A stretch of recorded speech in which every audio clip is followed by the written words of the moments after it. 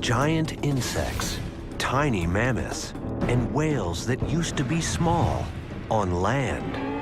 In the story of size, expectation gets turned upside down. Rats are the heroes. Ants are the kings. And people are getting bigger all the time. People will probably be 7 or maybe even 8 feet tall. Size matters right now on Evolve.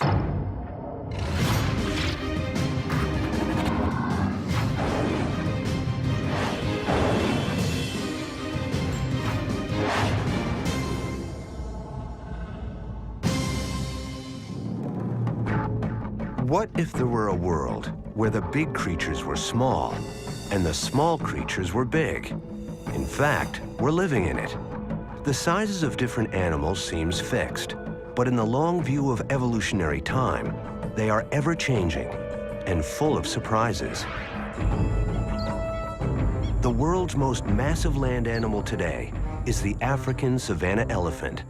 The biggest was 13 feet tall at the shoulder and 24,000 pounds. Far smaller, of course, are the tiny ants scampering underfoot, weighing in at 1/1000th of an ounce. The elephants outweigh the ants, right? Wrong. Biomass is the sum total of the weight of a group of animals or plants.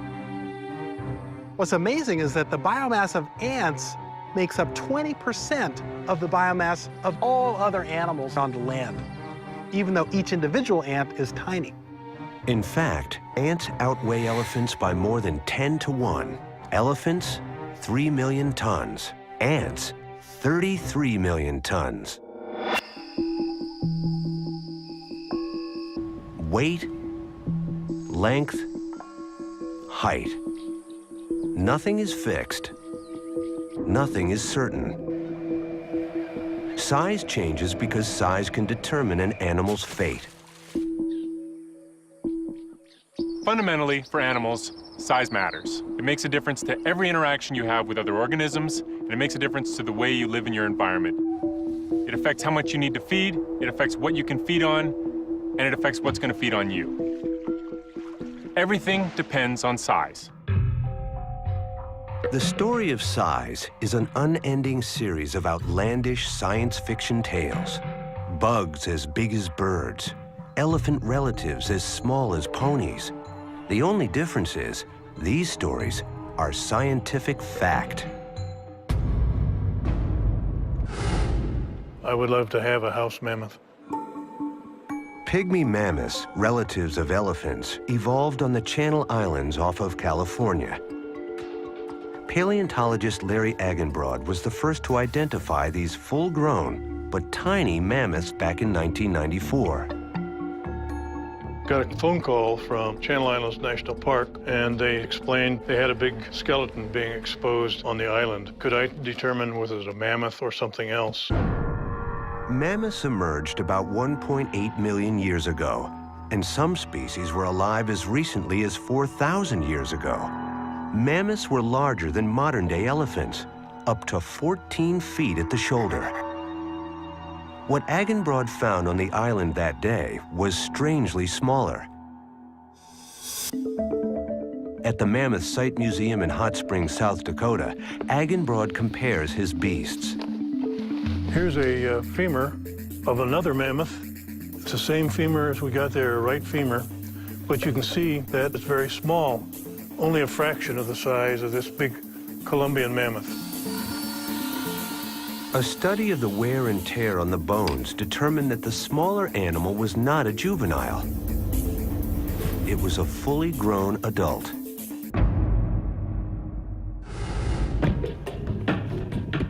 Years of digging since that first find have revealed that an entire community of pygmy mammoths evolved on the island.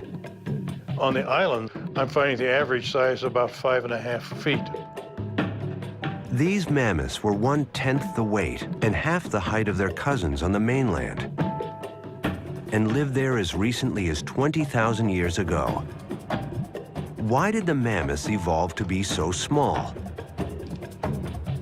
Agenbrod knew the environment played a role, and that strange things happen to an animal's size on islands.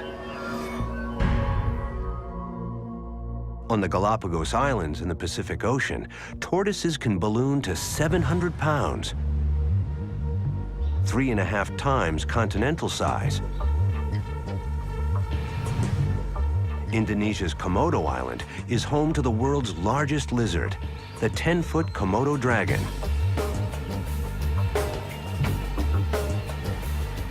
These giants thrive, cut off from predators. So why would a mammoth shrink?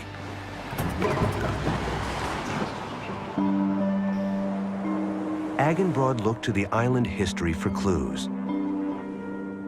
He discovered that over time, sea levels rose. And what was one large island with a broad coast became 3 smaller islands of steep and craggy peaks. To survive, the huge mammoths would have to find grass to eat higher and higher on the steep slopes of the island's interior.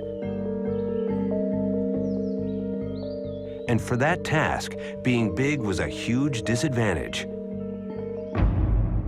Like a poorly designed SUV, their center of gravity was too high. I put these specimens on slopes and find that the continental mammoth could only handle about 20 to 25 degrees, whereas the pygmy mammoth was comfortable with up to 35-degree slope. Over many years, the big mammoths died out.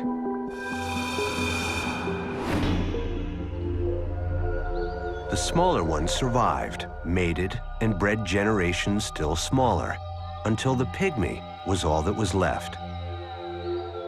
In evolutionary terms, we're looking at adaptation. So the island selects for a smaller animal capable of getting to upland pastures.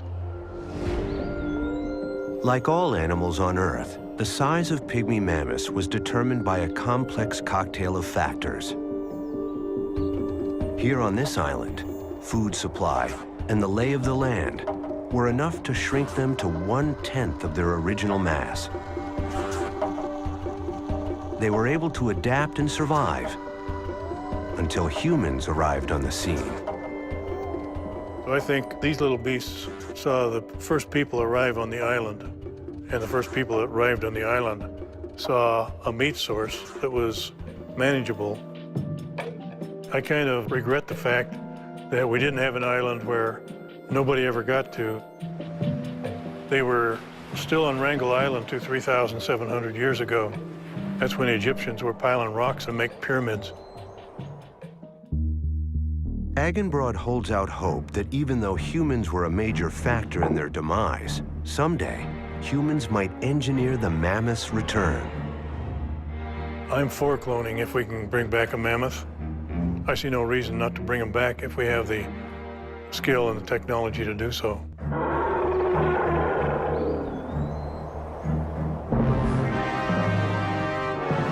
Whatever you have imagined in your wildest dreams now becomes a visual reality. This ad for an old science fiction flick shows a bee the size of a car. What's it doing? Sealing us in. Insects never got that big. But in the science reality of 260 million years ago, the fossil records clearly shows that there really were bugs like Menonura, ancestor of dragonflies, buzzing around with wingspans of 3 feet. Arthropleura, the 7-foot-long crawly ancestors of millipedes. And giant mayflies over a foot long and bigger than a blue jay. It turns out the bugs grew big because of an excess of oxygen in the atmosphere. Now, in a lab in Arizona, paleontologist John Vandenbrooks is working to see if he can grow bugs big again.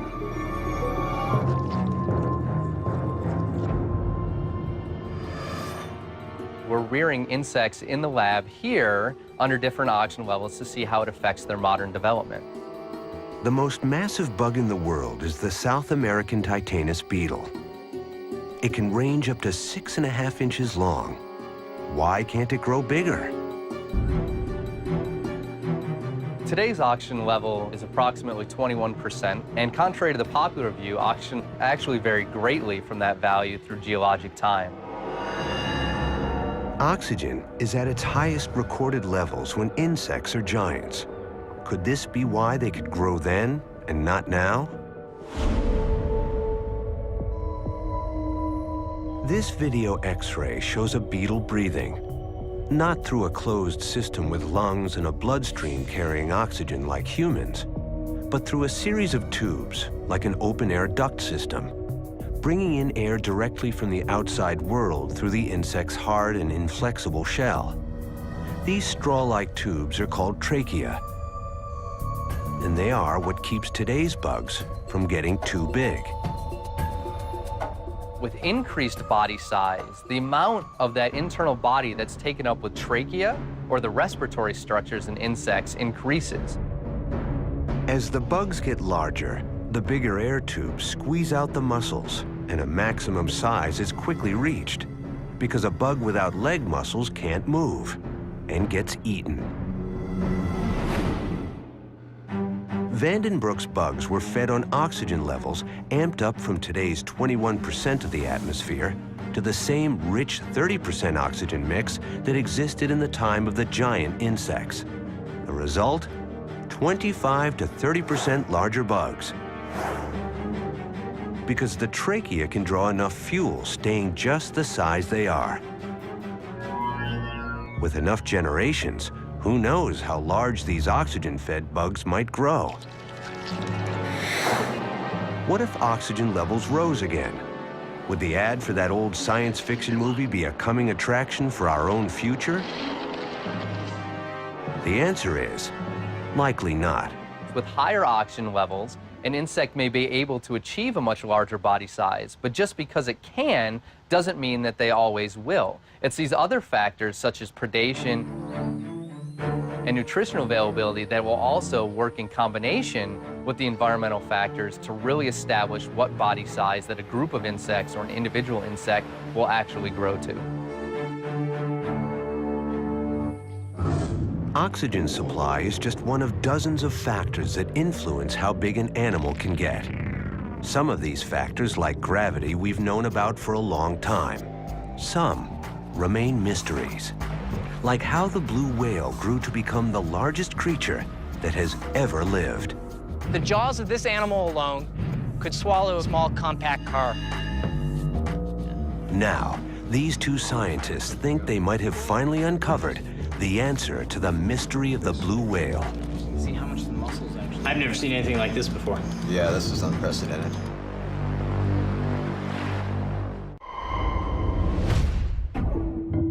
Facing the challenges of their changing environments, creatures have shrunk and exploded in size over time like the images in a funhouse mirror. But there is at least one life form that has kept the same size for 3.8 billion years. Bacteria started small and has stayed that way ever since. And there's a tendency to think that bigger is better, but really being small is a pretty good trick. For bacteria, it's been a nearly unrivaled story of evolutionary success. It's been said that if humans disappeared from the Earth, 99.9% of species wouldn't even notice that anything had happened. But if the bacteria disappeared from the Earth, humans would be dead in a matter of hours. But it seems that getting bigger is a stronger trend. About 1.8 billion years ago, some single-celled creatures either split on their own or joined with others to form the first multicellular organisms. They were the giants of their day, and they started a trend toward larger forms that would continue. Given a favorable set of circumstances, life tends to size up. One reason that animals might get bigger through evolutionary time, if you have animals within a species competing with one another, and the big ones are always winning and the small ones are always losing, the big ones have more babies and the small ones have fewer babies, and therefore, over time, you would see a progression from smaller animals to bigger animals, which is exactly what we see for a lot of different groups. The ocean offers improved chances for some animals to grow bigger because the buoyancy of water takes away some of the strain of gravity. And one aquatic life form has trended up over millions of years to a size so unimaginable that even scientists have a hard time understanding how they survive. The blue whale, the largest creature that has ever lived. Whales weren't always big, and in fact, their ancestors didn't even live in the ocean. Whales started out on land. The ancestors of whales were sort of dog-like creatures that are most closely related to today's hippos, and they moved back into the water probably to feed on fish. Millions of years of adaptation later, modern whales emerged, now fully aquatic. Their size, about the same as today's dolphins, until they suddenly hit a mysterious growth spurt. About 5 or 7 million years ago, whales became huge. They became supersized. We don't really know why that happened. It's very much a mystery. The mystery of why the whales got big is just one of the many that has baffled the scientific community. No one has ever understood how these massive beasts, 90% as heavy as the Statue of Liberty and nearly as tall, could survive on a diet consisting mainly of one of the smallest foods in the ocean. Some of the larger species of whale tend to specialize on what we call krill, which are small crustaceans that occur all throughout the water column. Jeremy Goldbogen and Nick Pyenson, biologists working at the University of British Columbia in Vancouver, believe they are on to the whale's secrets. How they feed and how they grew. They start with what they know for sure. Whales gotta eat. Large body size means that you have enormous resource requirements. It's just a basic law of physics. You have such a large body mass, you have to eat a lot of food just to sustain that body mass.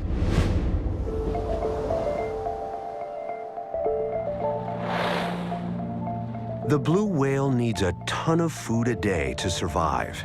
It feeds here on the surface, opening wide to envelop as much as 18,000 gallons of water at once.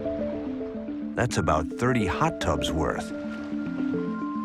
The whale then expels the water back to the sea, while keeping the krill in its mouth. It traps the krill with a unique curtain wall of tough plates dangling from the roof of its mouth, called baleen. Over evolutionary time, they've lost their teeth, and baleen simply hangs down. It's a simple sieve mechanism that will filter out prey from water. But even with baleen, the whale only captures about 20 pounds of krill at the surface. That means 100 meals a day, a seemingly impossible task. It makes you wonder whether or not the baleen whales can meet their daily energetic requirements. Clearly, the whales could not be so big unless they ate enough. Could their size be related to the way they got their food? A huge break in the case came by accident. In 2003, Goldbogen worked on a joint expedition with Scripps Oceanographic and Cascadian Research that attached recording devices to whales with suction cups to track singing behavior. The tags measure such things as how fast they go, how deep they go, when they're swimming. But the whales didn't sing and the data seemed useless until Goldbogen realized that the whales were acting strangely, tremendously active. A detailed analysis revealed that the whales were feeding 600 feet down below the surface. Could this secret dining spot hold the key to the whale's success? This is the first time we've been able to see what a whale is doing underwater, at least a whale this big. Using the data, the team constructed the first detailed explanation of the whale's deep dive feeding. First, the whale turns head down and powerfully beats its tail a few times to gain momentum. After the first 40 feet of descent, the whale's lungs collapse from increased water pressure, and it drops like a lead weight. Sighting a dense mass of krill, it suddenly opens its mouth, nearly 90 degrees wide. The whale quickly shuts its mouth, squeezes out the water over 30 seconds, and traps the krill behind the baleen filter. An adult fin whale can execute a lunge in about 6 seconds. It takes 3 seconds to lower the jaws and 3 seconds to close the jaws. The jaw snap is one half of the technique. The second is the huge cavity that opens up beneath the lower jaw.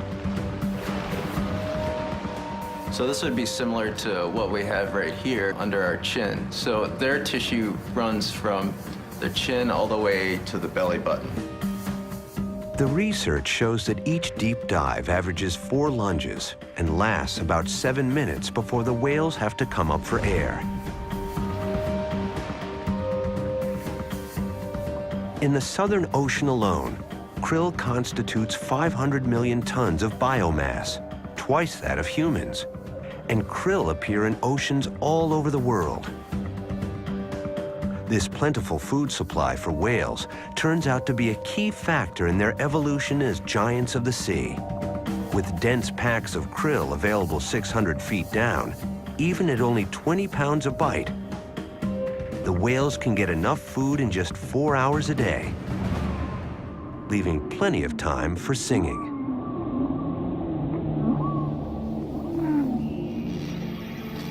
The team thinks that the development of baleen and lunge feeding just might finally account for the whale's mysterious and rapid evolution to supersize 5 to 7 million years ago. One reason that whales can grow so large is that the buoyancy of water helps counteract the effects of gravity. But sauropods, the largest creatures ever to live on land, had no such advantages, yet they managed to grow nearly as big. How did they do it? Sauropods had necks that were completely out of bounds of human experience.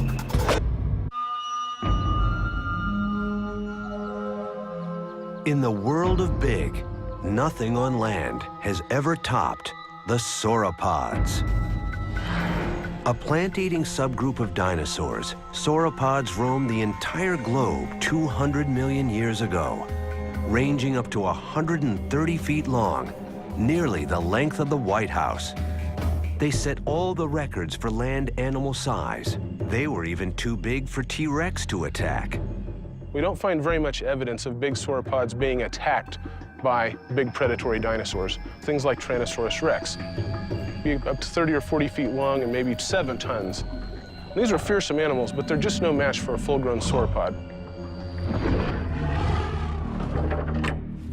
These beasts were so much bigger than anything else that has ever lived on land that scientists knew the combination of factors that produced them must be unique. What was the secret of the sauropod's success? This is Brachiosaurus. This animal is 75 feet long, 45 feet tall, and weighed about 30 tons. Evolutionary biologist Matt Wadel has been working at the riddle for years. All the conditions had to be just right to produce this freak of nature. He picked up his first clue when scientists discovered that the Earth in the age of dinosaurs was very different from our own. Sauropods almost lived on a different planet, not separated from us in space, but in time. What made the planet different was the atmosphere. Recent analysis of fossil records suggests that carbon dioxide levels during the Triassic period, just at the start of the age of dinosaurs, soared to the highest levels ever. As a result, plant growth exploded. When we grow plants today, under those conditions, they grow to almost double the size. More carbon dioxide-breathing plants meant more food for plant eaters. And there have never been vegetarians who ate more than the sauropods. For the very largest sauropods, the daily requirement for food was probably on the order of a ton of vegetation every day. Their heads are just biting machines. Not only did they not chew their food, they couldn't chew their food because their teeth didn't meet up the way ours do. They could just shovel it in and keep getting bigger. It took relatively little energy for the sauropods to eat. One reason why plant eaters have the potential to get bigger than meat eaters. But as they evolved through millions of years, their growing enormity meant they needed gigantic muscles to move heavier and heavier bones, including the seemingly impossible sauropod neck. Some of these necks were 40 or maybe even 50 feet long. Now, how does an animal hold up and support and move around a neck that's so long? Today, the largest neck, at 7.5 feet, belongs, of course, to the giraffe. But giraffe bones are heavy and restrict movement. And sauropod bones dwarf them. All right, that looks great. This is a neck vertebra of Supersaurus. This is the largest vertebra that we have ever found on Earth. It's 4.5 feet long. Now let's see how that compares to a vertebra from the neck of giraffe. This is one of 7 vertebrae from the neck of a giraffe. This is one of 15 from the neck of Supersaurus. If sauropod neck bones were as dense as a giraffe's, the 15 vertebrae strand of Supersaurus would weigh more than 10,000 pounds. How could the Supersaurus lift bones so massive with neck muscles so relatively slender?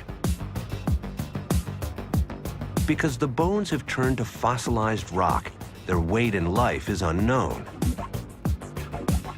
But Wadle learned that a graduate student at Brigham Young University in Utah, Brooks Britt, had been using scanning technology on dinosaur bones. From Diplodocus. Britt suggested that Wadle scan neck bones to see if subtle differences in the fossilized rock could reveal the bone's original structure. Nobody's probably scanned a Diplodocus vertebra that's in this good a shape. The CAT scan will allow the first look ever at the interior of this 145-million-year-old Diplodocus neck bone. The different densities of rock within the bone are invisible to the naked eye, but the scanner clearly reveals that the bones in life were feather light. There's cavities all through this. Like car tires, the bones are pneumatic. They are 60 to 70% filled with air. Wadle suspects that the bones were not only light and easy to lift, they also helped get oxygen directly to the muscles, fed by a system of air sacs throughout the neck, similar to birds today. Sauropods were probably about 10% lighter than they would have been otherwise. Now, those effects ripple through the entire biology of the animal. You don't need as much oxygen. You can grow faster because you don't have to put on as much mass. Just because they're hollow doesn't mean the neck bones aren't strong. Air-filled cavity design is widespread in engineering, from sneakers to the strong neck-like framework of a construction crane arm. The material that's get replaced is not serving any structural purpose. Bighorn sheep are butting heads at very high velocities, very huge forces involved. Their horns are pneumatic, so pneumatic doesn't mean weak.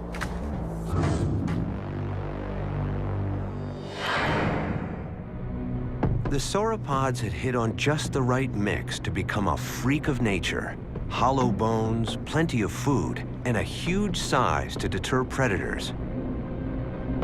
They had everything going for them. You've got dinosaurs all over the place. You have big ones, you have small ones, some of them eat meat, some of them eat plants, and everything's going just fine because they are well adapted to their environments. But then all of a sudden the rules change. 65 million years ago, striking with the energy of 100 million tons of TNT, an asteroid brought the reign of the dinosaurs to a sudden, shocking end. The heat pulse from the blast circled the globe and raised the temperature to 1,300 degrees Fahrenheit, killing the biggest dinosaurs and more within hours. The world was an oven, set on broil. The abundant vegetation was gone. All of the big animals on Earth were at a huge disadvantage because they were big. Because they needed so much food and there was so little food around, they couldn't survive. Mammals, on the other hand, found themselves at a huge advantage because they were so small. Every species over 20 pounds, 70% of all life on Earth, went extinct. The conditions for life on Earth were radically reset. Suddenly, tiny warm-blooded mammals, the ancestors of rodents, found their ticket to success. Today, rodents are found on every continent but Antarctica, in over 2,000 species with billions of individuals. And their descendants, every mammal on Earth, including us, would fill up every size niche in the world. In a mass extinction over 65 million years ago, every species that averaged larger than 20 pounds was wiped off the face of the Earth. 70% of all life on the planet was destroyed. But tiny mammals, much smaller than today's rodents, survived. This guy would have been a giant compared to the mammals at that time. Evolutionary biologist Felicia Smith works with a creature approximately 1/200,000th the size of a sauropod, but no less important in the strange story of size. The amazing, size-changing wood rat. Well, wood rats are probably one of the mammals that are most sensitive to temperature. Bushy-tailed wood rats are small where the climate is hot, and 3 times the size where the climate is cold. Okay, let's go ahead and where? The animals here in the southern part of the range in the Sangre de Cristo Mountains of New Mexico are the smallest. If you go up to the northern part of the range in Canada, 204, you'll find animals that are about 3 times the size. Wood rats even live in one of the hottest spots on Earth, Death Valley, offering a hint of how those earliest mammals survived when most everything else died in the wake of the asteroid hit. In Death Valley, for roughly 3 months, it's above lethal every single day. So how are the animals able to get around the fact? Well, for one thing, they're nocturnal, but that doesn't help much when nighttime temperatures are still 118. It's still above lethal. Smith made repeated ventures into the blistering heat of Death Valley and uncovered the wood rat's survival secret.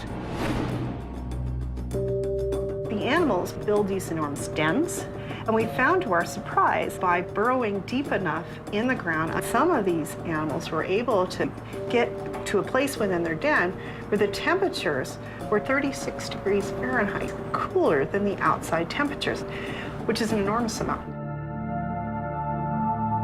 It gives them an edge where they can actually survive. For the wood rats in Death Valley and those first mammals, being small was an advantage. They were able to hide out and survive on little until food sources returned and life on Earth could spread again. Mammals radiated out into thousands of species, from leopards to rabbits to people. And 3/4 of those species have grown larger over time. A lot of groups, when you look at the sequence of fossils over time, you see that within a species, animals are getting progressively bigger. It's not true for all groups, but it's true for quite a few of them. For example, horses in North America have a beautiful fossil record documenting ever-increasing body size over tens of millions of years. In an evolutionary sense, there's always selection for larger size. You're better at getting mates, you're better at fighting with other individuals. If you're a carnivore, you're better at stealing carcasses from other species. There are lots of reasons to get big. Blair von Valkenburg teaches ecology and evolutionary biology at UCLA. an expert on wolves, past and present, Valkenburg argues that with size comes risk. As meat-eating mammals grow larger, they reach a tipping point.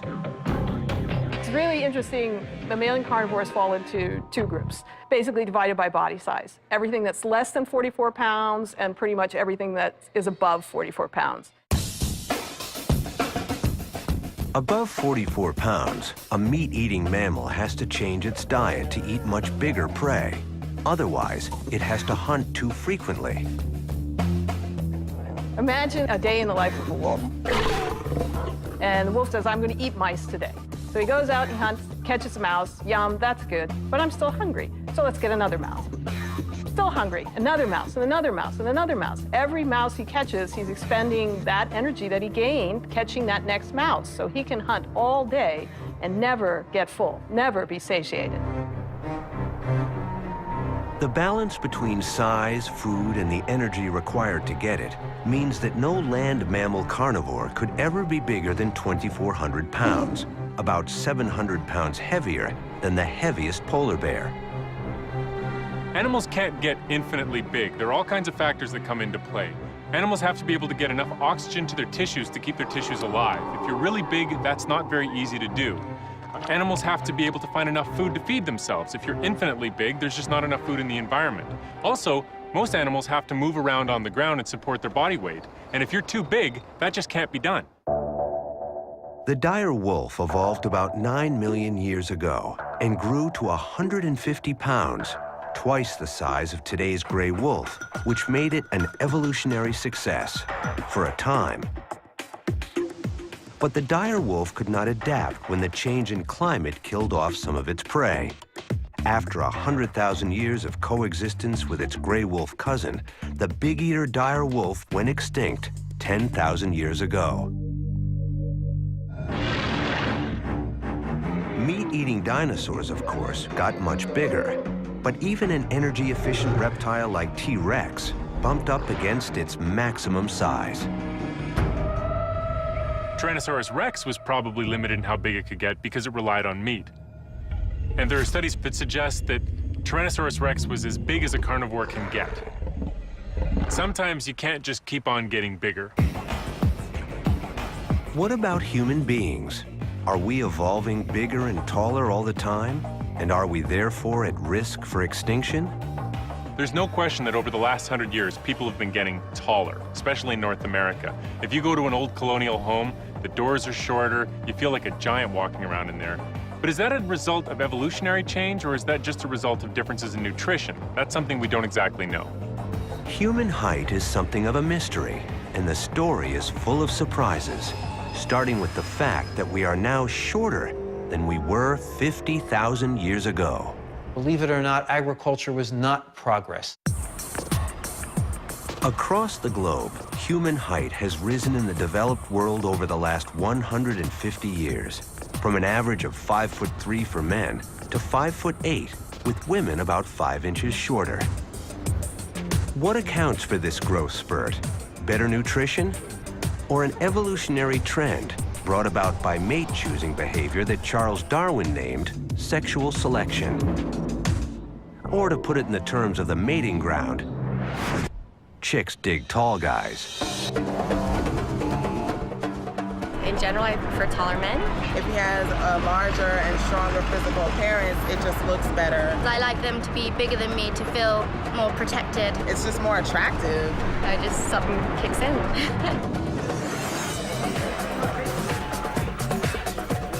Mate preference is one of those things where people don't always have all that much insight into their own preferences.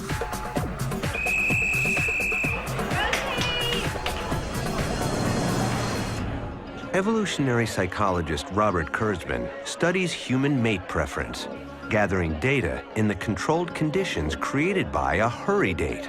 You just have 3 minutes. And of course, this makes it an interaction where first impressions make a big difference because there aren't second impressions. What counts? Sparkling conversation? As far as we can tell, the conversation doesn't matter at all. It doesn't matter what they're saying. It doesn't matter. What they're choosing on are these physical features, how skinny you are, how tall you are. In choices influenced by deep evolutionary drives millions of years old, men desire women with low body mass index, the thin ones, and women desire men with size. Just like in the non-human animal world, when people are looking for a short-term mate, people look for those things that correlate with good DNA. What we found was that the taller a man was, the more likely he was to get selected by women. A recent study of a West Point graduating class showed that the taller the man, the more children he has, mostly because of marrying a second time later in life. All across the globe, the story seems to be the same. Everywhere in the world where there are people who arrange marriages, one of the criteria that's always given is that the husband should be taller than the wife. Taller individuals might be sexier in that sense. Biological anthropologist Barry Bogan has been unraveling the mystery of human growth at the University of Loughborough in England for over 20 years, starting with the earliest known human ancestors. What I have in my hand here is a cast of the femur or thigh bone of Lucy, the famous Australopithecus afarensis. Lucy and her kind were quite short, shorter than modern-day pygmies, under even 4 foot 8 inches tall for the men. You can see that this femur would fit in just about here. From that humble beginning, humans grew until they reached an average of 6 feet tall. 50,000 years ago. It turned out to be a high point that we have yet to touch again. Things change, and we see a decline in stature, down to 5'3" adult males. What could cause this reversal of fortune? As elsewhere in the story of size, a changing environment. It killed off the prey humans fed on and forced them to find new sources of food. People were not eating as well. People who previously hunted and gathered their food just couldn't find enough. And they started to harvest foods that probably were growing in their garbage piles. The seeds sprouted up and they said, hey, we can eat some of our garbage. It was the start of agriculture, and for a long time, it was a disaster. Believe it or not, agriculture was not progress. Agriculture narrowed the variety of foods people ate. That resulted in nutritional deficiencies and smaller people.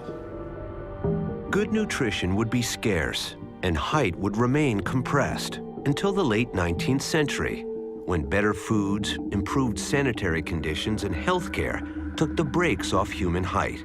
We caught up fast, and now the developed world averages 5'9" for men, 5'4" for women. Not a record, but a best in the modern era, and the trend is definitely up. Everything seems to be in place for humans to continue to grow. Nutrition, sexual selection, and the general tendency of mammals to size up over time. So, are we headed for the land of the giants? If we were to come back in 200 or 300 years, the human species would probably be 7 or maybe even 8 feet tall.